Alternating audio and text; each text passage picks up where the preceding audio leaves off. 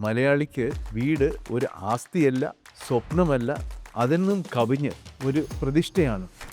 മാസം 25,000 തൊട്ട് 50,000 വരെ സേവ് ചെയ്യാൻ പറ്റുന്ന ഒരു മലയാളി ഒരു വീട് ഉണ്ടാക്കുമ്പോൾ ആ വീട്ടിൽ ഇൻവെസ്റ്റ് ചെയ്യുന്നത് ഏതാണ്ട് 60 മുതൽ 70 ലക്ഷം വരെയാണ്. ആവറേജ് ആയിട്ട് ഒരു ഇന്ത്യൻ ഒരു 1000 സ്ക്വയർ ഫീറ്റ് ഉള്ള വീട്ടിലാണ് താമസിക്കുന്നത്, ആവറേജ്. പക്ഷേ ഇത് കേരളത്തിലോട്ട് വരുമ്പോൾ ഇതിൻ്റെ ഇരട്ടി കൂടുതലാണ്. നമ്മുടെ ജന്മനാട് ഗ്രാമത്തിൽ എനിക്കൊരു വലിയ വീട് വേണം. അവനെ കണ്ടോ, അവൻ ഇങ്ങനെ ഒരു വീടുണ്ട്, വീട്ടിൽ നിന്ന് വലിയ പ്രഷർ കാണുമായിരിക്കും. പിന്നെ മറ്റവനെ കണ്ടോ, ഇത്രയും വലിയ വീടാണ് ഉണ്ടാക്കിയേക്കുന്നത്. ഇത് കണ്ട് കണ്ട് അതിനെ വെല്ലുന്ന, അതിനെ വെട്ടി നിൽക്കുന്ന ഒരു വീടാണ് ഉണ്ടാക്കേണ്ട ആഗ്രഹം എല്ലാവർക്കും. അന്തസ്സിന് വേണ്ടിയും സാമൂഹിക പ്രദർശനത്തിന് വേണ്ടിയും ഉണ്ടാക്കുന്ന ഈ വീടിന് ഒരു ചെറുകിട തൊഴിലാളി 10 തൊട്ട് 15 വർഷത്തെ വരുമാനം ഈ വീട്ടിലാണ് കൊണ്ട് ഇൻവെസ്റ്റ് ചെയ്യുന്നത്. ഒരു വീടിൻ്റെ റെൻ്റൽ ഈൽഡ് 4% താഴെയാണെങ്കിൽ വീട് വാങ്ങിക്കുന്നതിനേക്കാളും വാടകയ്ക്ക് താമസിക്കുന്നതാണ് നല്ലത്. Mutual fund investments are subject to market risks. Read all scheme-related documents carefully. മലയാളിക്ക് ഏറ്റവും കൂടുതൽ കമ്പമുള്ള 2 കാര്യങ്ങളുണ്ട്. അതിൽ പ്രധാനമായിട്ടുള്ളത് വീട് തന്നെയാണ്. അത് കഴിഞ്ഞിട്ട് സ്വർണം.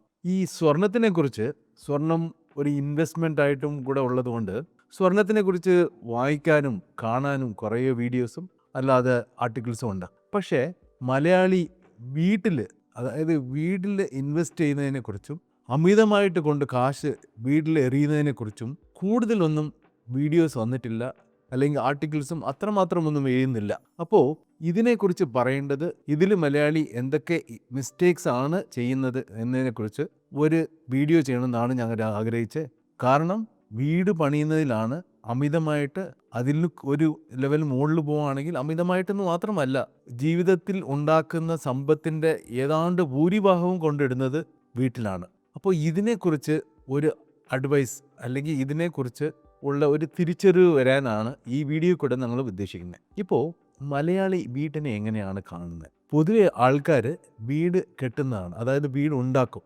മലയാളി അങ്ങനെയല്ല. മലയാളിക്ക് വീടല്ല ഉണ്ടാക്കുന്നത്, അത് ഒരു സ്റ്റേറ്റസ് ആണ് ഉണ്ടാക്കുന്നത്. അങ്ങനെയാണ് വീടിനെ കാണുന്നത്. എന്ന് പറഞ്ഞാൽ മലയാളിക്ക് വീട് ഒരു ആസ്തിയല്ല, സ്വപ്നമല്ല, അതിനും കവിഞ്ഞ് ഒരു പ്രതിഷ്ഠയാണ്. ശരിക്കും മലയാളത്തിൽ ഏറ്റവും കൂടുതൽ കാശ് വരുന്നത്, സമ്പത്ത് വരുന്നത് പുറം ലോകത്തു നിന്നാണ്. അതായത് മറുനാടൻ മലയാളികളാണ് കേരളത്തിൻ്റെ എക്കണോമിക് ഗ്രോത്തിൽ റെമിറ്റൻസ് വഴി ഒരു വലിയ മാറ്റം ഉണ്ടാക്കുന്നത്. എന്ന് വരുമ്പോൾ വീടുകളായാലും ഭൂരിഭാഗം വീടുകളിനെ ഉണ്ടാക്കാനുള്ള പണം ഉണ്ടാക്കുന്നത് ഗൾഫ് രാജ്യങ്ങളിൽ നിന്നാണ് കൂടുതൽ. അങ്ങനെ നോക്കുമ്പോൾ എത്രമാത്രം കാശാണ് മലയാളി വീട്ടിൽ കൊണ്ട് ഇൻവെസ്റ്റ് ചെയ്യുന്നത് എന്ന് നോക്കുമ്പോൾ, കേരളത്തിൽ നിന്നും പുറത്തുപോയി ഗൾഫ് രാജ്യങ്ങളിൽ ഒരു ചെറുകിട തൊഴിൽ ചെന്നുപെട്ട് മാസം 25,000 തൊട്ട് 50,000 വരെ സേവ് ചെയ്യാൻ പറ്റുന്ന ഒരു മലയാളി ഒരു വീട് ഉണ്ടാക്കുമ്പോൾ ആ വീട്ടിൽ ഇൻവെസ്റ്റ് ചെയ്യുന്നത് ഏതാണ്ട് 60 മുതൽ 70 ലക്ഷം വരെയാണ്. ഇത് ഒരു അതിൽ കൂടുതൽ, അതായത് 50,000 കൂടുതൽ, ഒരു 1 ലക്ഷം 1.5 ലക്ഷം വരെ സമ്പാദ്യമുള്ള, അതായത് കാശ് മെച്ചപ്പെടുത്താൻ പറ്റുന്ന ഒരു മിഡ് ലെവൽ ജോബുള്ള ഒരു NRI ഇൻവെസ്റ്റ് ചെയ്യുന്നത് ഏതാണ്ട് 80 ലക്ഷം തൊട്ട് 1.5 കോടി വരെയുള്ള ഒരു വീടാണ് ഉണ്ടാക്കുന്നത്.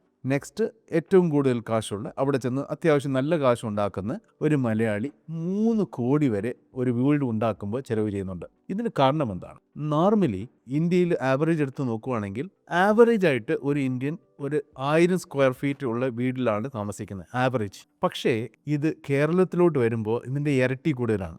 ഗ്രാമത്തിലാണെങ്കിൽ പോലും ഒരു ചെറിയ സമ്പാദ്യമുള്ള ഇവിടെ താമസിക്കുന്നവരാണെങ്കിലും പുറത്ത് ചെന്ന് കാശുണ്ടാക്കുന്നവരാണെങ്കിലും ഒരു വീടുണ്ടാക്കുമ്പോൾ നമ്മുടെ ജന്മനാട് ഗ്രാമത്തിൽ എനിക്കൊരു വലിയ വീട് വേണം, അവനെ കണ്ടോ, അവൻ ഇങ്ങനെ ഒരു വീടുണ്ട്, വീട്ടിൽ നിന്ന് വലിയ പ്രഷർ കാണുമായിരിക്കും. പിന്നെ മറ്റവനെ കണ്ടോ, ഇത്രയും വലിയ വീടാണ് ഉണ്ടാക്കിയേക്കുന്നത്. ഇത് കണ്ട് കണ്ട് അതിനെ വെല്ലുന്ന, അതിനെ വെട്ടി നിൽക്കുന്ന ഒരു വീടാണ് ഉണ്ടാക്കേണ്ട ആഗ്രഹം എല്ലാവർക്കും. അങ്ങനെ വരുമ്പോൾ ആവറേജ് മലയാളി താമസിക്കുന്നത് അല്ലെങ്കിൽ ഉണ്ടാക്കുന്നത് 2000 സ്ക്വയർ ഫീറ്റോ അതിന് മുകളിലോ ഉള്ള ഒരു വീടാണ് പണിയുന്നത്. ഇത് പണിഞ്ഞു കഴിഞ്ഞിട്ട് വേറെ ഒരു രസമുണ്ട്. ഇതിനൊരു ഈൽഡ്, അതായത് ഇന്ത്യയുടെ റെൻ്റൽ ഈൽഡ് ആവറേജ് എന്ന് പറയുമ്പോൾ ഏതാണ്ട് 2.5% ഉള്ളൂ. ഇതിൽ 3% കവിഞ്ഞുള്ള ചില ലൊക്കേഷൻസ് ഉണ്ട്, പിന്നെ 2.5% കവിഞ്ഞുള്ള ലൊക്കേഷൻസും ഉണ്ട്. പക്ഷേ കേരളത്തിൽ ഗ്രാമങ്ങളിൽ പോലും ഒരു വീടിന് 60 തൊട്ട് 70 ലക്ഷം ചിലവാകുന്നതുകൊണ്ട് അതിൻ്റെ റെൻ്റൽ ഈൽഡ് എന്ന് നമ്മൾ ഉദ്ദേശിക്കുന്നത് ആ വീടിനെ വാടകയ്ക്ക് കൊടുത്താൽ ഒരു കൊല്ലം എത്ര വാടക കിട്ടും, ആ വർഷം മൊത്തം കിട്ടുന്ന വാടകയെ ആ വീട്ടിന് ചിലവാക്കിയ പൈസ ലാൻഡിൻ്റെ കാശ്, വീടിൻ്റെ കാശ്, ഉണ്ടാക്കാനുള്ള കാശ് മൊത്തം ചേർത്തിട്ട് നമ്മൾ ഡിവൈഡ് ചെയ്യുവാണെങ്കിൽ കിട്ടുന്ന പെർസെൻറ്റേജ് ആണ് റെൻ്റൽ ഈൽഡ്. അതായത് ഒരു വർഷത്തേക്ക് 1,00,000 ആ വീട്ടിൻ്റെ റെൻ്റെങ്കിൽ ആ വീടിൻ്റെ വാല്യൂ 1 കോടിയാണെങ്കിൽ 1,00,000/1 കോടി, അതായത് 1% മാത്രം ആണ് റെൻ്റൽ ഈൽഡ്. കേരളത്തിൽ വീടിന് ഒരുപാട് ചിലവാക്കുന്നത് കൊണ്ട് ഈ കേരളത്തിൻ്റെ റെൻ്റൽ ഈൽഡ് ഏതാണ്ട് 1.5-2% താഴെയേ ഉള്ളൂ, അത്രയും കുറച്ചേ ഉള്ളൂ. ഇത് റെൻ്റൽ ഈൽഡിൻ്റെ കാര്യം. പിന്നെ ഈ വീട് ഉണ്ടാക്കിയിട്ട് ഭൂരിഭാഗം ആൾക്കാർ ആ വീട്ടിലല്ല താമസിക്കുന്നത്. അവർ ഫാമിലിയുമായിട്ട് സെറ്റിൽഡ് ആയേക്കുന്നത് പുറം രാജ്യത്തായിരിക്കും. ഈ വീട് 10-15 വർഷത്തേക്ക് പൂട്ടിയിട്ടേക്കുമായിരിക്കും. എന്ന് പറഞ്ഞാൽ റെൻ്റൽ ഈൽഡ് മാത്രമല്ല, റെൻ്റൽ ഈൽഡ് 0 ആണ്. വീടും ഒരു ഗ്രാമത്തിൽ നമ്മൾ വീട് കെട്ടിയിട്ടേക്കുമ്പോൾ 10-15 വർഷം കഴിഞ്ഞ് ഒന്ന് ആ വീടിന് ഒരുപക്ഷെ വിൽക്കേണ്ട ആവശ്യം വരുവാണെങ്കിൽ പണിഞ്ഞതിൻ്റെ ഏതാണ്ട് 75%-ഓ 60%-ഓ മാത്രമേ പൈസ കിട്ടത്തുള്ളൂ. സോ ശരിക്കും പറഞ്ഞാൽ അതിൽ വലിയ ഈൽഡും കാണത്തില്ല. അഥവാ അവിടെ ലാൻഡിൻ്റെ പ്രൈസ് വർദ്ധിച്ചിട്ടുണ്ടെങ്കിൽ പോലും അവർ നേരത്തെ ചിലവാക്കി അത്രയും പൈസ ഉണ്ടാക്കാത്തതുകൊണ്ട് ഏതാണ്ട് അവർ ചിലവാക്കിയതിൻ്റെ പൈസ അല്ലെങ്കിൽ അതിൻ്റെ താഴെ കിട്ടുന്നുള്ളൂ ആ വീട് വിൽക്കുമ്പോൾ. So 0 yield, almost 0 capital gains. ഇങ്ങനെയാണ് മിക്ക വീടുകളും വിൽക്കപ്പെടുന്നത്. ഇപ്പോൾ ഒരു കാൽക്കുലേഷൻ വെച്ച് നോക്കുമ്പോൾ ഗൾഫ് രാജ്യങ്ങളിലായാലും ഇന്ത്യയിൽ താമസിക്കുന്ന ഒരു ലോ ലെവൽ ഇൻകം ഉള്ള ആൾ ഈ അന്തസ്സിന് വേണ്ടിയും സാമൂഹിക പ്രദർശനത്തിന് വേണ്ടിയും ഉണ്ടാക്കുന്ന ഈ വീടിന് ചെറുകിട തൊഴിലാളി 10-15 വർഷത്തെ വരുമാനം ഈ വീട്ടിലാണ് കൊണ്ട് ഇൻവെസ്റ്റ് ചെയ്യുന്നത്. ഇത് മിഡ് ലെവൽ ഇൻകം ആണെങ്കിൽ ഇത് 8-12 വർഷം വരെയുള്ള ഇൻകം. ഹയർ ലെവലിലുള്ളവർക്ക് ഇത് ആൾമോസ്റ്റ് 8 വർഷം വരെയുള്ള ഇൻകം ഈ വീട്ടിലാണ് കൊണ്ടിടുന്നത്. ഇങ്ങനെ നോക്കുമ്പോൾ ശരിക്കും ഞാൻ കണ്ടിട്ടുള്ള കാര്യമാണ്, ഞങ്ങൾക്ക് അറിയാവുന്ന ഒരാളാണ്. ഈ പുള്ളിക്ക് വീട്ടിൽ റബ്ബറും ബാക്കിയുള്ള കാര്യങ്ങളും അല്ല അത്യാവശ്യം കൃഷിയും എല്ലാം കൂടി വീട്ടിൽ കഴിഞ്ഞുകൂടാനുള്ള ചിലവിനുള്ള അത്യാവശ്യം കാര്യങ്ങൾക്കുള്ള കഴിഞ്ഞുകൂടാനുള്ള വരുമാനം നാട്ടിൽ തന്നെ ഉണ്ടായിരുന്നു. പക്ഷേ ഈ പുള്ളി പൊതുവേ നാട്ടിലുള്ളതുപോലെ അപ്പുറത്തും ഇപ്പുറത്തുള്ള വീടുകളെ കണ്ടിട്ട് അതിനെ വെല്ലുന്ന രീതിക്കെങ്കിലും വീട് ഉണ്ടാക്കണമെന്ന് ആഗ്രഹിച്ച് ഒരു വീട് പണിഞ്ഞു. ഇന്ന് പണിഞ്ഞു തീർന്നപ്പോൾ ഈ വീടിൻ്റെ ലോണും കൂടെയൊക്കെ ആയപ്പോൾ ഇവരുടെ നാട്ടിലുള്ള വരുമാനം തികയാതായി. എന്ന് പറഞ്ഞാൽ ഈ വീടിൻ്റെ ബാധ്യത കൊണ്ട് മാത്രം പുള്ളി പുറത്ത് ചെന്ന് പണിയെടുക്കേണ്ടി വന്നു. ഇങ്ങനെ ഒരുപാട് ആൾക്കാരുണ്ട് കേരളത്തിൽ. വേറെ ചില കാര്യങ്ങൾ നമുക്ക് നോക്കേണ്ടിയുണ്ടെന്ന്. അമിതമായിട്ട് ചിലവാക്കുന്നു, സാമൂഹിക നിർബന്ധങ്ങൾ അല്ലെങ്കിൽ സാമൂഹിക പ്രദർശനത്തിന് വേണ്ടി ഇൻവെസ്റ്റ് ചെയ്യുന്നു. നാളെ നമ്മുടെ കുടുംബത്തിൽ ഒരു കല്യാണം ഉണ്ടെങ്കിൽ ആ കല്യാണത്തിന് ആൾക്കാർ നമ്മുടെ വീട് വന്ന് കണ്ടാൽ അവർ വില വയ്ക്കത്തുള്ളൂ എന്നുള്ള രീതിക്ക് എന്നും കണ്ടിട്ട് വീടിന് ഒരുപാട് കാശ് ചിലവാക്കുന്നു. വേറെ ഒരു കാര്യം നിങ്ങൾ നോക്കിയിട്ടുണ്ടോ? നിങ്ങൾ ചുമ്മാതെ ചെന്ന് യൂട്യൂബിൽ ബ്രൗസ് ചെയ്ത് നോക്കുവാണെങ്കിൽ കേരളത്തിൽ മലയാളത്തിൽ ഈ വീടിനെ പ്രദർശിപ്പിച്ചിട്ട് ഈ വീട് ഇങ്ങനെയാണ് പണിഞ്ഞേക്കുന്നത്, ഇത്രയും ചിലവായി, ഇത്രയും യുണീക്കാണ്, ഇതുവരെ ആരും പണിഞ്ഞിട്ടില്ലാത്ത വീടാണ് എന്നുള്ള വീഡിയോസ് തന്നെ 100 കണക്കിനുണ്ട്. ഈ പർട്ടിക്കുലർ കൈൻഡ് ഓഫ് വീഡിയോ കേരളത്തിലെ ബാക്കി സ്റ്റേറ്റ്സിൻ്റെ അല്ലെങ്കിൽ ബാക്കി ലാംഗ്വേജിൽ നോക്കുവാണെങ്കിൽ ഇതിൻ്റെ 10-1 5-1 കാണത്തുള്ളൂ. ഇതിൽ തന്നെ അറിയാമല്ലോ എത്ര കമ്പമാണ് മലയാളിക്ക് വീട്ടിനോടെന്നുള്ളത്. ഇത്രയും കാര്യങ്ങൾ പറഞ്ഞു, അമിതമായിട്ട് ചിലവ് ചെയ്തു, എല്ലാം പറഞ്ഞു. അപ്പോൾ ഇനി ശ്രദ്ധിക്കേണ്ട കാര്യം എന്താണ്? ഒരു വീട് പണിയുമ്പോൾ ഇന്ത്യയിൽ അതിൻ്റെ റെൻ്റൽ ഈൽഡ് ശരിക്കും നമുക്ക് ഈ വീടിനോടുള്ള എമോഷണൽ അട്രാക്ഷൻ ഒന്നുമില്ല, നിർബന്ധമല്ല. ഇത് ഫിനാൻഷ്യലി വയബിൾ ആണെങ്കിൽ, ഫിനാൻഷ്യൽ സെൻസ് ഉണ്ടെങ്കിൽ മാത്രമേ ഞാൻ ഇൻവെസ്റ്റ് ചെയ്യുന്നുള്ളൂ എന്നുള്ള ഫിനാൻഷ്യൽ സെൻസിലോട്ട് ആണ് ഒരാൾ ചിന്തിക്കുന്നതെങ്കിൽ ഒരു വീടിൻ്റെ റെൻ്റൽ ഈൽഡ് 4% താഴെയാണെങ്കിൽ വീട് വാങ്ങിക്കുന്നതിനേക്കാളും വാടകയ്ക്ക് താമസിക്കുന്നതാണ് നല്ലത്. നമ്മൾ നേരത്തെ പറഞ്ഞു റെൻ്റൽ ഈൽഡ് എങ്ങനെയാണ് കാൽക്കുലേറ്റ് ചെയ്യുന്നതെന്ന്. സോ 4% താഴെ റെൻ്റൽ ഈൽഡ് ആണെങ്കിൽ റെൻറ്റിന് താമസിക്കുന്നതാണ് നല്ലത്. വീട് വാങ്ങിക്കേണ്ട ആവശ്യമില്ല. വീട് വാങ്ങിക്കുന്നത് ഫിനാൻഷ്യൽ സെൻസ് ഉള്ളതല്ല.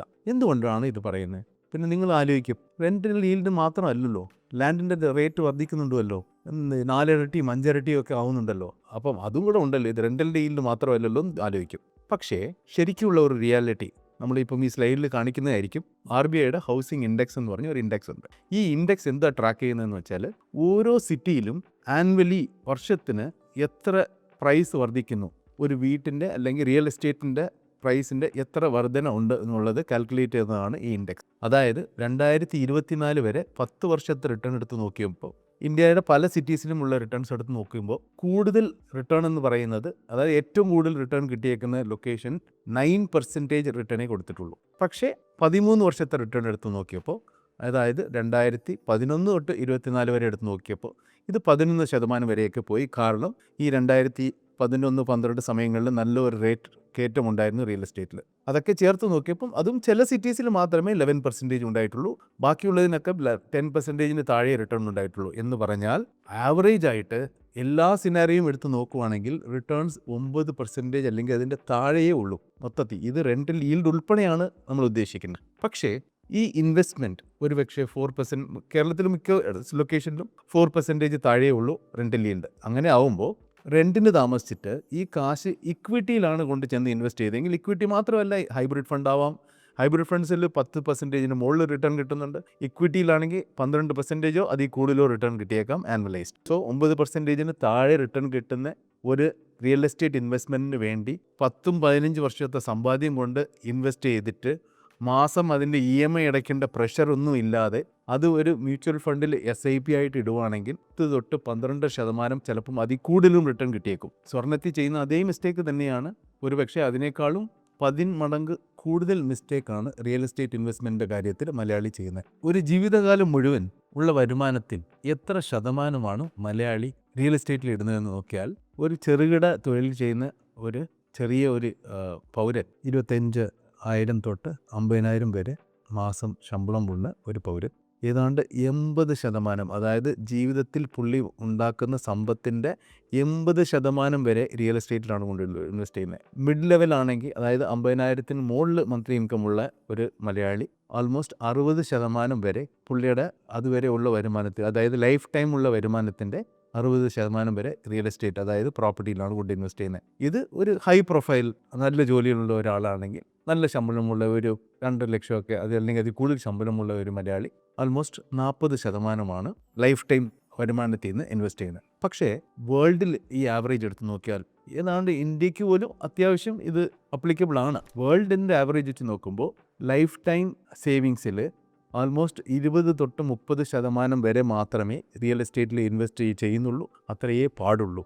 എന്ന് പറഞ്ഞാൽ നമ്മുടെ ജീവിതകാലം വരെ മൊത്തം ഉണ്ടാക്കുന്ന സമ്പത്തിൻ്റെ 80% അല്ലെങ്കിൽ 60% അല്ലെങ്കിൽ 40% റിയൽ എസ്റ്റേറ്റിൽ പോയി കഴിഞ്ഞാൽ ബാക്കിയുള്ള 20% അല്ലെങ്കിൽ 40% അല്ലെങ്കിൽ 60% കൊണ്ട് മാത്രമാണ് നമ്മൾ ബാക്കിയുള്ള എല്ലാ കാര്യങ്ങളും, പിള്ളേരുടെ പഠിത്തമായാലും നമ്മുടെ ഫുഡിൻ്റെ ആയാലും ക്ലോത്ത്സിൻ്റെ ആയാലും ട്രാവലിൻ്റെ ആയാലും എല്ലാത്തിനും ഒരു ചെറുകിട തൊഴിലാളി വെറും 20% കൊണ്ട് മാത്രം ബാക്കിയുള്ള എല്ലാ കാര്യങ്ങളും കഴിച്ചു കൂട്ടുന്നത്. വെറും 20% കൊണ്ട് മാത്രം 80% പ്രോപ്പർട്ടിയിലാണ് പോകുന്നത്. ഈ പ്രോപ്പർട്ടി നിങ്ങൾക്ക് എന്ത് തരുന്നു? ഒന്നുമില്ല, വരുമാനമൊന്നുമില്ല. ആൾക്കാരെ കാണിക്കാൻ വേണ്ടി, ആൾക്കാരെ ബോധ്യപ്പെടുത്താൻ വേണ്ടി, ഒരു ഷോ ഓഫിന് വേണ്ടി ഇത്രയും കാശ് കൊണ്ട് കളയുന്നു. സോ ഇൻവെസ്റ്റ്മെൻറ്റിൻ്റെ കാര്യത്തിൽ വേൾഡ് ആവറേജ് ആയ 20-30% കൂടുതൽ നിങ്ങളുടെ സമ്പത്ത് റിയൽ എസ്റ്റേറ്റിലോട്ട് പോകാൻ പാടില്ല. സോ നിങ്ങളുടെ മൊത്തം സമ്പത്തിൻ്റെ ലൈഫ് ടൈം സേവിങ്സിൻ്റെ 20-30% കൂടുതൽ റിയൽ എസ്റ്റേറ്റിൽ ഇൻവെസ്റ്റ് ചെയ്യാൻ പാടില്ല. ബാക്കി നിങ്ങൾ ഇൻവെസ്റ്റ് ചെയ്യേണ്ടത് ഇക്വിറ്റിയിൽ, അതായത് ഷെയർസിൽ, മ്യൂച്വൽ ഫണ്ട്സിൽ, ബോൺഡ്സും FDയും ഡെറ്റ് ഇൻസ്ട്രുമെൻ്റ് ആണ്. ഗോൾഡിലും ഇൻവെസ്റ്റ് ചെയ്യാം. ഗോൾഡിലും 10-15% കൂടുതൽ ഇൻവെസ്റ്റ് ചെയ്യാൻ പാടില്ല. ബാക്കി ഇങ്ങനെ വീതിച്ച് വേണം ഇൻവെസ്റ്റ് ചെയ്യാൻ. ഏറ്റവും കൂടുതൽ റിട്ടേൺ കിട്ടുന്നത് ഇക്വിറ്റി, അതായത് സ്റ്റോക്സിലും ഇക്വിറ്റി മ്യൂച്വൽ ഫണ്ട്സിലും, പിന്നെ ഹൈബ്രിഡ് മ്യൂച്വൽ ഫണ്ട്സിലും. അത് കഴിഞ്ഞിട്ട് സ്റ്റെബിലിറ്റിയും അത്യാവശ്യം ഒരു 7-8% വരെ റിട്ടേൺ കൊടുക്കുന്ന ബോൺസും ഒക്കെ ഉണ്ട്. സോ ഇതൊക്കെ സ്റ്റെബിലിറ്റിയും കിട്ടും. പിന്നെ സ്വർണം ചിലപ്പം 9-10% ഒക്കെ ഒരു ലോങ് ടേം ബേസിസിൽ റിട്ടേൺ കൊടുത്തേക്കും. സോ ഇങ്ങനെ വീതിച്ച് വേണം ഇൻവെസ്റ്റ് ചെയ്യാൻ. 70% ഈ പർട്ടിക്കുലർ ഫിനാൻഷ്യൽ അസറ്റ്സിൽ ഇൻവെസ്റ്റ് ചെയ്താൽ മാത്രമേ നിങ്ങൾ അത്യാവശ്യം സ്വസ്ഥതയോടെ ജീവിക്കാൻ പറ്റത്തുള്ളൂ. അല്ലെങ്കിൽ നിങ്ങൾ നാട്ടുകാരെ ബോധ്യപ്പെടുത്താൻ വേണ്ടി കഷ്ടപ്പെട്ട് ലോൺ അടയ്ക്കാൻ അതിൻ്റെ പ്രഷറും ഏറ്റ് വളരെ കഷ്ടിച്ച് ഉള്ള കാശ് കൊണ്ട് ശരിക്കും നിങ്ങൾക്ക് ആഗ്രഹിച്ചത് കഴിക്കും പറ്റാതെ പോലും, ആഗ്രഹിച്ച സ്ഥലങ്ങൾക്ക് പോകാൻ പറ്റാതെ ഒരു ഭയങ്കര കോംപ്രമൈസ്ഡ് ലൈഫായിരിക്കും നിങ്ങൾ ജീവിക്കുന്നത്. സോ മലയാളി ഉണരേണ്ട സമയമാണ്. ഇൻവെസ്റ്റ്മെൻറ്റ്സിൻ്റെ കാര്യത്തിൽ വളരെ സെൻസിബിളായിട്ട് തിങ്ക് ചെയ്ത് ഡൈവേഴ്സിഫൈഡ് ആയിട്ട് എല്ലാ അസറ്റ് ക്ലാസ്സസിലും വീതിച്ച് ഇൻവെസ്റ്റ് ചെയ്യണം. ഏറ്റവും കൂടുതൽ ഇൻവെസ്റ്റ്മെൻറ്റിൽ റിട്ടേൺ കിട്ടുന്ന ഇക്വിറ്റി മ്യൂച്വൽ ഫണ്ട്സ് പോലത്തെ ഇൻവെസ്റ്റ്മെൻറ്റ്സിൽ മാസം SIP വഴി ഇൻവെസ്റ്റ് ചെയ്യാം. ഈ ഇൻവെസ്റ്റ്മെൻറ്റ്സ് ഒക്കെ നിങ്ങൾക്ക് എപ്പോൾ വേണമെങ്കിലും സൗകര്യമായിട്ട് എടുക്കാൻ പറ്റും. നല്ല റിട്ടേൺസും ഉണ്ട്. ലോങ് ടേം ബേസിസിൽ നല്ല വെൽത്ത് ക്രിയേറ്റ് ചെയ്യാൻ പറ്റുന്ന അസറ്റ് ക്ലാസ്സസ് ആണ് ഇതൊക്കെ. സോ ഇത് നിങ്ങൾ കണ്ടിട്ട് നിങ്ങൾക്കും റിയൽ എസ്റ്റേറ്റിൽ ഇൻവെസ്റ്റ് ചെയ്യാൻ താല്പര്യമുണ്ട്, പക്ഷേ ഡൗട്ടാണ് എത്ര ഇൻവെസ്റ്റ് ചെയ്യണമെന്ന്. ഒരു പക്ഷേ ഇൻവെസ്റ്റ് ചെയ്തു, ഇനിയിപ്പോൾ എന്താ ചെയ്യേണ്ടത്, ഇങ്ങനത്തെ ഡൗട്ട്സ് ഉണ്ടെങ്കിൽ ഞങ്ങളെ ബന്ധപ്പെടുക. ഞങ്ങൾ നിങ്ങളുടെ സിറ്റുവേഷന് ഏതാണ് ബെസ്റ്റ് സൊല്യൂഷനോ ആ സൊല്യൂഷൻ നിങ്ങൾക്ക് തരുന്നതായിരിക്കും. ഞങ്ങളെ ബന്ധപ്പെടാനുള്ള കോൺടാക്ട് നമ്പേഴ്സ് ഇവിടെ തരുന്നതാണ്. ഇതിന് ഞങ്ങളെ വിളിക്കാം, അല്ലെങ്കിൽ ഇമെയിൽ ചെയ്യാം, അല്ലെങ്കിൽ വാട്സാപ്പ് ചെയ്യാം. ഞങ്ങൾ നിങ്ങൾക്കുള്ള സൊല്യൂഷൻ തരുന്നതായിരിക്കും. Mutual fund investments are subject to market risks. Read all scheme related documents carefully.